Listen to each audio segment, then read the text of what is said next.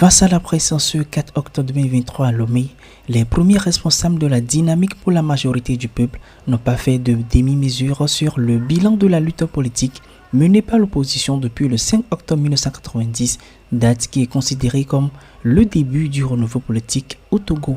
Pour eux, le chemin reste à parcourir. Nous dirons que le bilan depuis le 5 octobre, il n'est pas encore positif, mais il y a aujourd'hui des raisons de ne pas désespérer.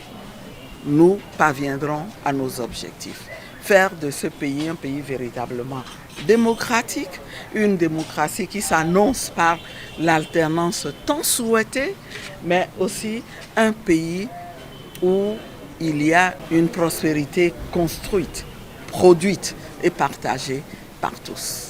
Ce qui, pour la DMP, doit passer par des cadres de discussion franches et inclusives de toutes les classes politiques togolaises. C'est des assises franches que nous appelons maintenant de tout nouveau, que nous exigeons, et ces assises-là doivent permettre de mettre à plat tous nos problèmes, pas uniquement la question des élections législatives qui n'est qu'un petit aspect de nos problèmes, mais discuter de l'ensemble des problèmes pour que enfin le Togo puisse retrouver la voie de la démocratie comme au début des années 90. Organisée en marge du 33e anniversaire commémoratif du 5 octobre 1990, cette conférence de presse a également permis à ces hommes et femmes politiques et de la société civile de revenir sur les sujets d'actualité de l'heure, tant au plan national qu'international.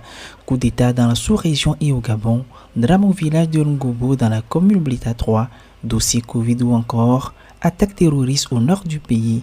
Tout a été passé en revue.